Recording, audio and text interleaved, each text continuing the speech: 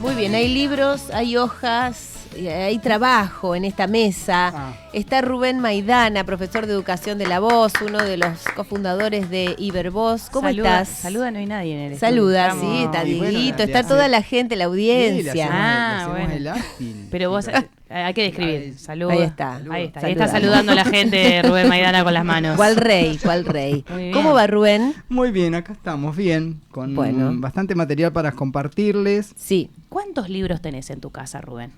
No. No tengo una biblioteca enorme. De toda una pared.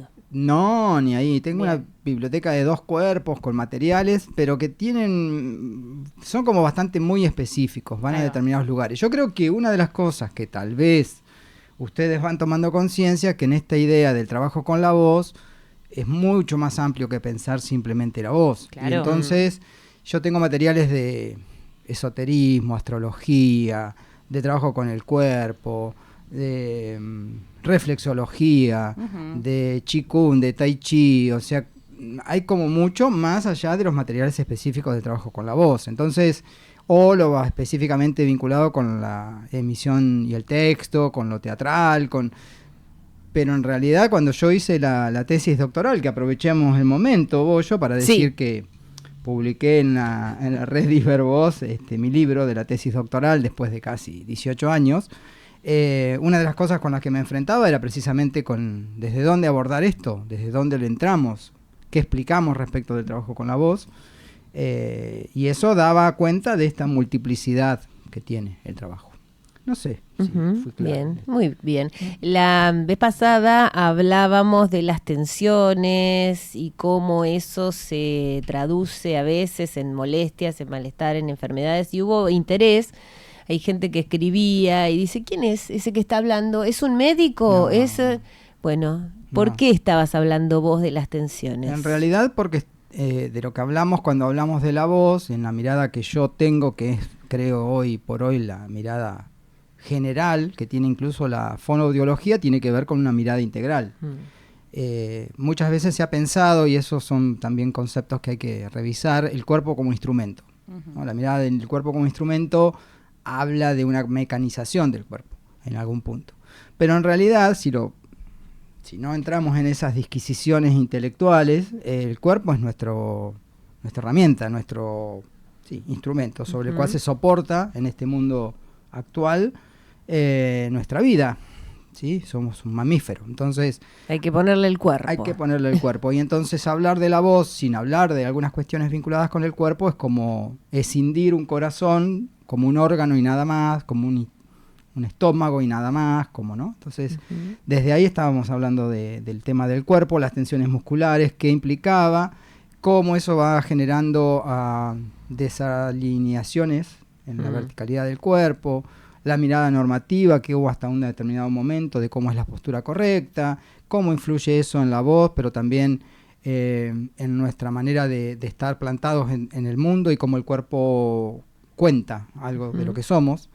Y hoy la intención que tengo es como traerles, la vez pasada hicimos como una especie de diagnóstico, entonces la idea de hoy es poder proponerles caminos para encontrar lo que se denomina la eutonía.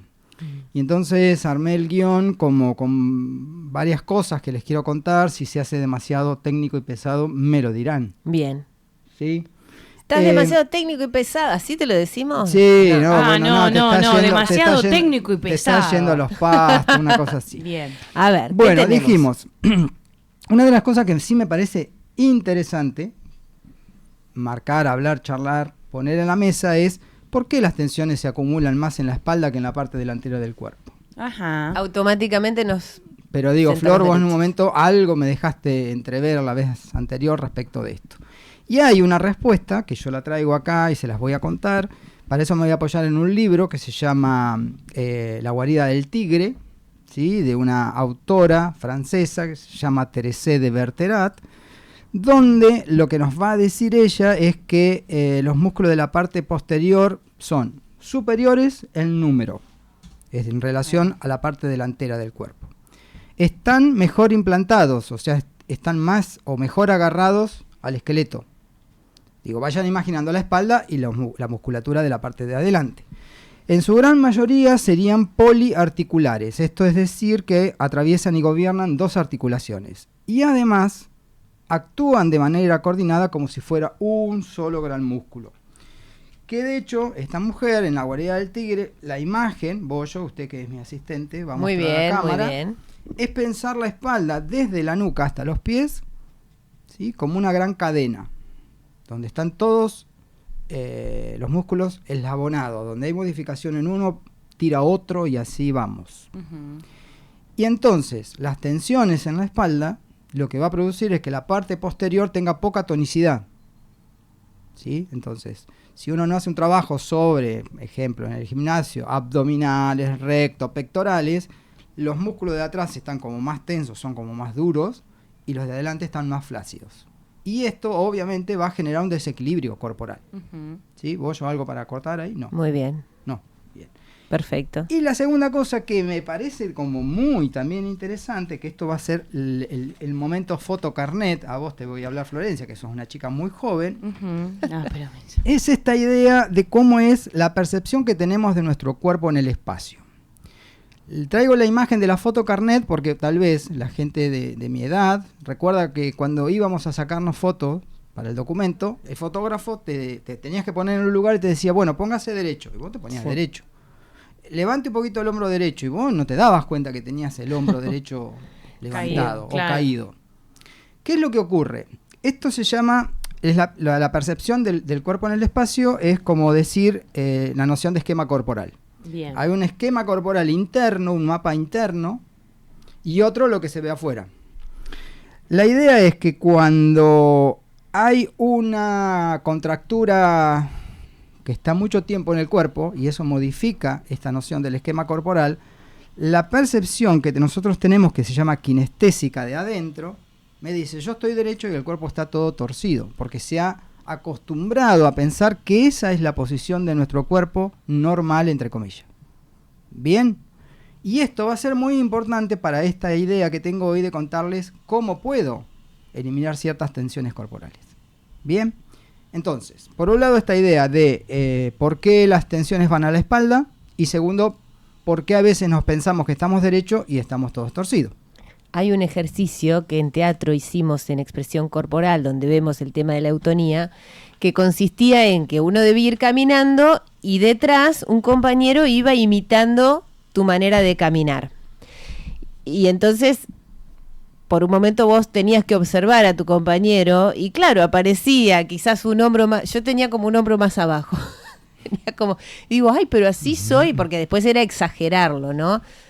Y entonces te lleva a que vayas nivelando, pero vos no tenés esa percepción, porque no tenés que sentir una tensión o algo. No. Pero es muy interesante esto de mirarse. Bueno, después con las fotos uno tiene más el ejercicio, ¿no? Antes no teníamos, ay, mira cómo estoy, ay, ¿por qué salgo con la cabeza para adelante? Y uno piensa que está normal, o el mentón muy para arriba, ¿viste? Sí, a veces también sirve, que de hecho uno de los autores, no voy a profundizar en los autores porque te vas a poner demasiado técnico. No, pesado. Vamos a tener un capítulo por cada uno, pero Matías Alexander empezó a trabajar con una desalineación de la cabeza respecto del cuello, viéndose en un espejo. Claro. Esto que decías vos de las vidrieras, ¿no? Que es uno de Rabillo va y, pero voy hecho un... Y bueno, es lo que hay. Bien. De hecho, la fotocarnet también, uno cuando la ve dice, ¡ay! A ver, el cuco siempre sale más feo, o sea, porque uno por ahí se tira un poco abajo. Viene con el autoestima medio golpeado yendo a hacer el DNI, ¿no? Sí, sí. La burocracia, sí, todo el tema. El paso del tiempo, etcétera, etcétera. Incluso, pero la foto se encarga de pegarte en el suelo directamente. Es mucho peor de lo que... a un bombero herido casi, que es lo más bueno que hay. Totalmente.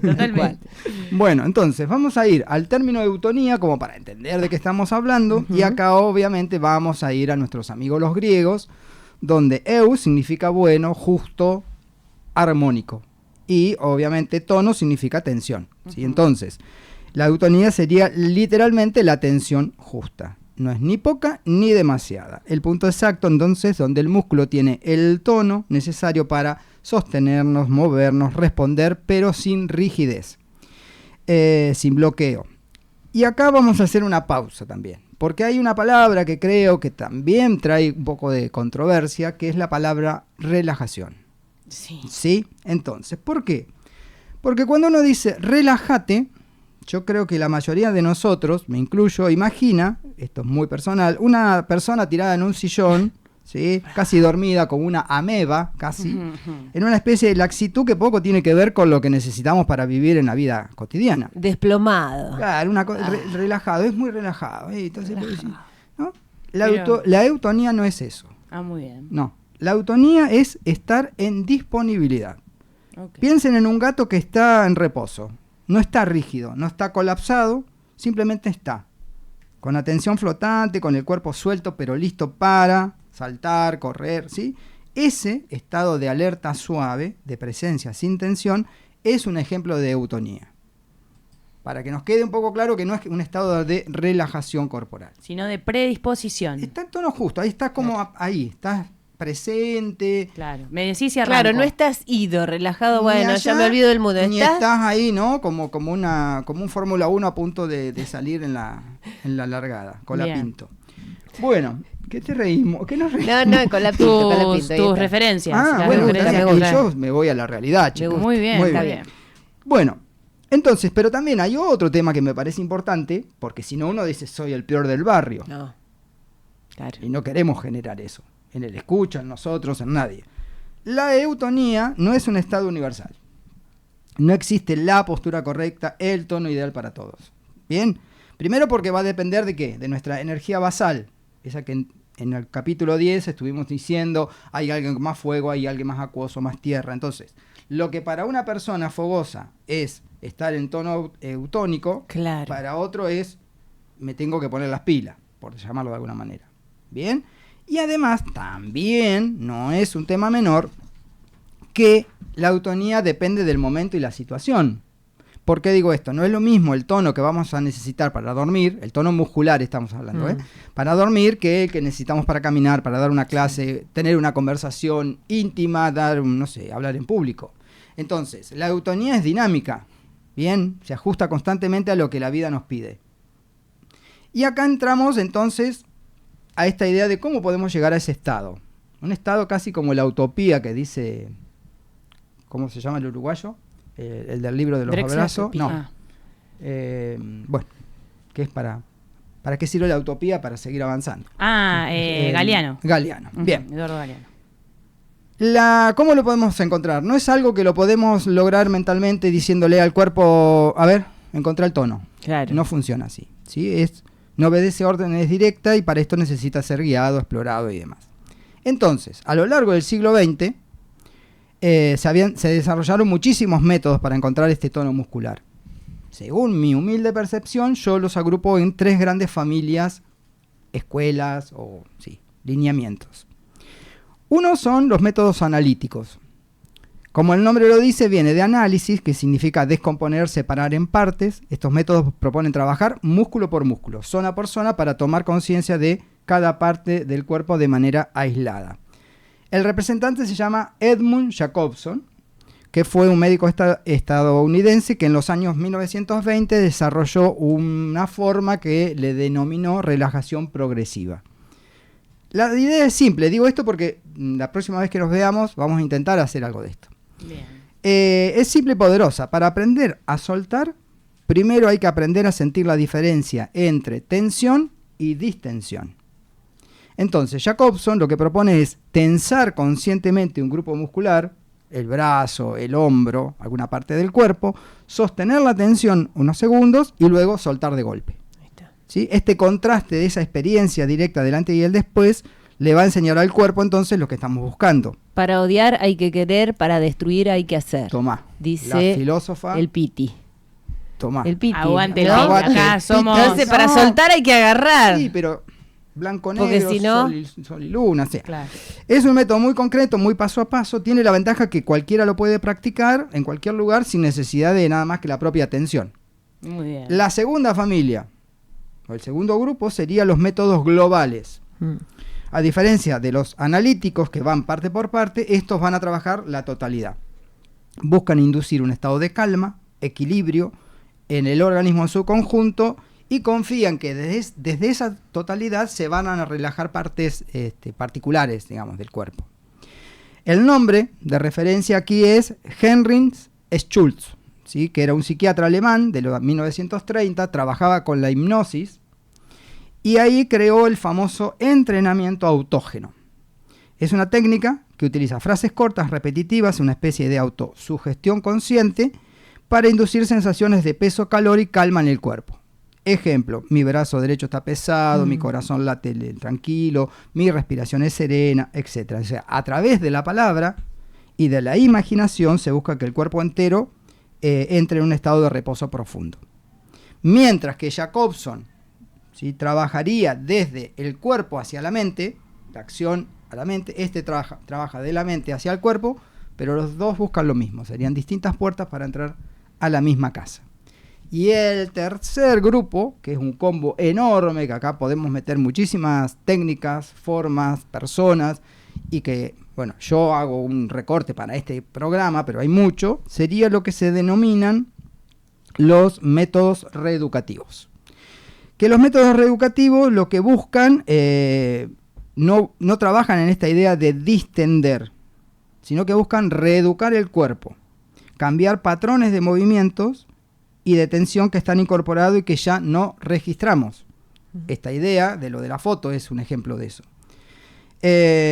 Entonces, van hacia la raíz del problema, no aliviar el automatismo ciego, o sea, la cuestión que nos está pasando y no nos damos cuenta.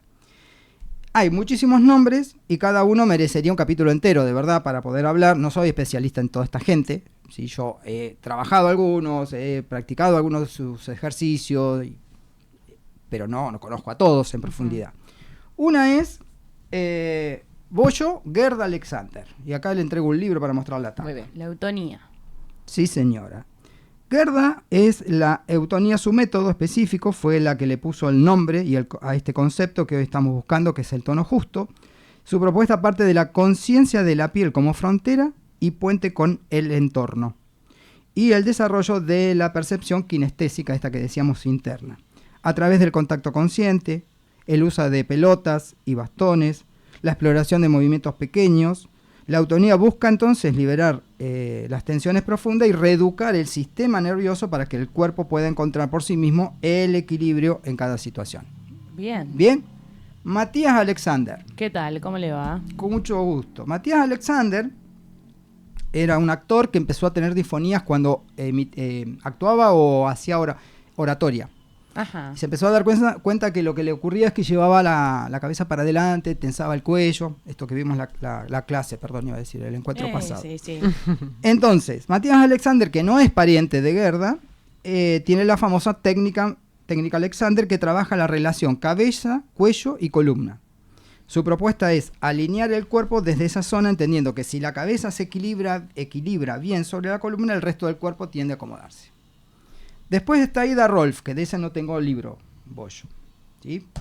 Que es la creadora del Rolfing, o la integración estructural. Bien. Ella introdujo una mirada muy potente que el resto no estaba teniendo muy en cuenta, que era la gravedad, el entorno. Para Rolf, entonces, las tensiones crónicas son una respuesta a cómo nos organizamos para sostenernos de pie. Ahí diferenció la parte delantera de la trasera, entendió la pelvis como una bisagra que conecta y equilibra la parte superior y la inferior. Algunos la consideran una terapia manual porque el Rolfing es el que trabaja sobre las fascias.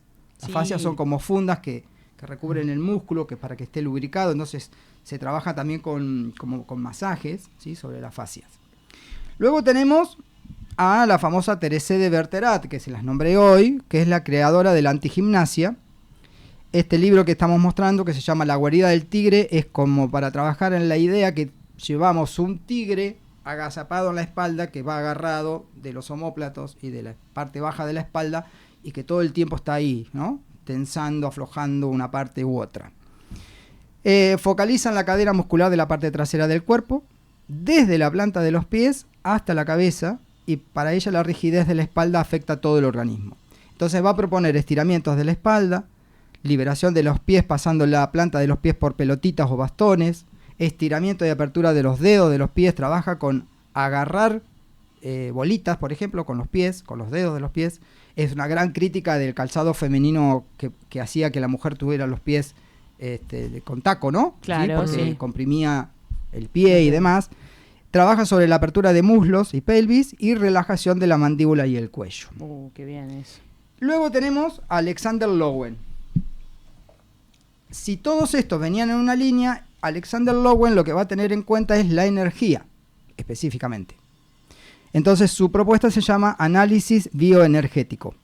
Desarrolló ejercicios específicos para liberar la energía fijada por emociones no procesadas. A través de posiciones de tensión, de descarga emocional, golpes, pataleos, trabajo con la respiración. Este es el que trabaja con almohadas, con colchones. Ah, sí, sí. Lowen buscaba que la persona pudiera conectar con los bloqueos y liberarlos desde el cuerpo, usando también la palabra, gritos, suspiros, jadeos, o sea, fluff, todo afuera. Jack Dropsy, del cual no tengo bollo nada, su método es la psicosomática, o pedagogía de la escucha, y que va a entender cómo el organismo como una unidad funcional entre la vida psíquica, la vegetativa y la tónico-motriz. El trabajo va a estar apuntado a ese aspecto, y lo que va a hacer es trabajar con, por ejemplo, conciencia del peso y la fluidez, movimientos y ejercicios de desenrollamiento de la columna, el balanceo de la pelvis como un cuenco, ejercicio de tacto y presión, trabajo con el centro de gravedad o el famoso jara que se utiliza mucho en el arte marcial, y la escucha del tono muscular. Esta lista no termina acá. ¿Cómo es que escucha el tono muscular? Claro, como una idea de estar mucho más atento. La escucha del tono es sentir cómo está el cuerpo, en realidad. Ok.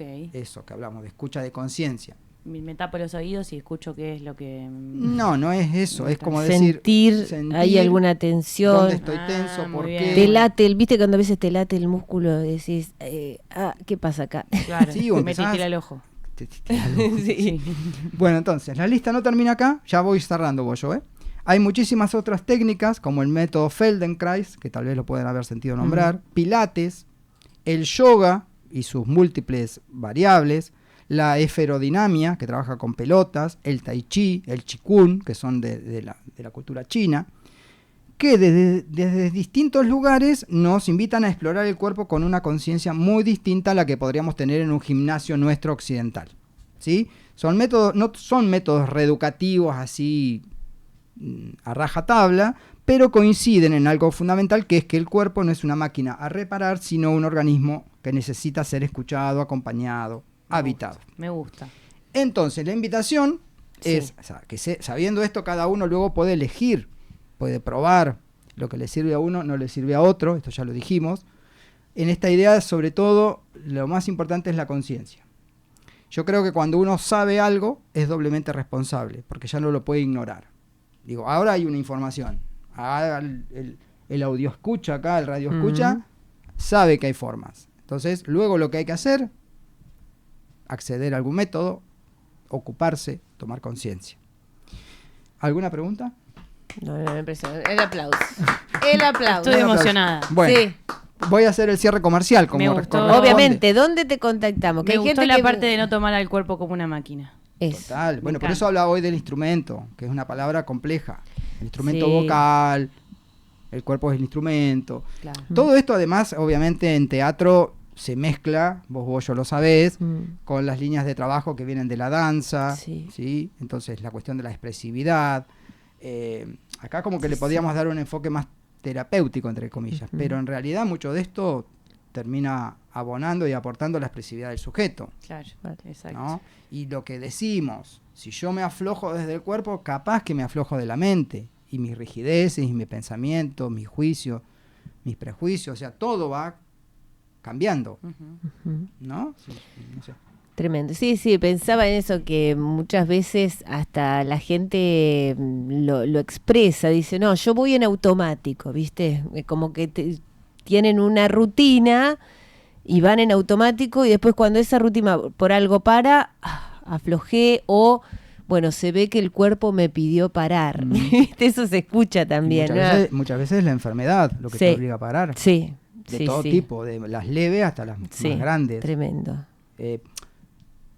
Yo antes por ahí tenía una mirada más juzgativa de eso, sobre todo con familiares, ¿viste? ahora entiendo que cada uno hace lo que puede con lo que tiene. Totalmente. No, y uno a veces no puede escucharse por muchos motivos. Sí. No es fácil, no es sencillo, pero se puede trabajar. ¿Dónde te contactamos, Rubén Maidana? Si quieren por ahí alguna cosa un poco más personalizada, Sí. una idea, una consulta, charlar sobre algo de esto o otros temas, ahí armé un mail que se llama cultivatuvos@gmail, donde me pueden escribir. Obviamente creo que si hay algunos capítulos de estos encuentros subidos al canal tuyo acá de Bollitolina, hay algo para ver ahí. Y si no, también en el canal de YouTube de Ibervoz hay charlas, en realidad, que en esas entrevistas que yo hago, tomo contacto con gente de distintas partes de Iberoamérica que terminan en un punto hablando de estas cosas. Bien. Gracias, Rubén, como De siempre. nada. El aplauso. Rubén Maidana con nosotros. Tremendo, los libros, todo. Me encantó el tema de los libros. Creo que nací para eso. Seguimos en Bollitolina en Radio Tandil.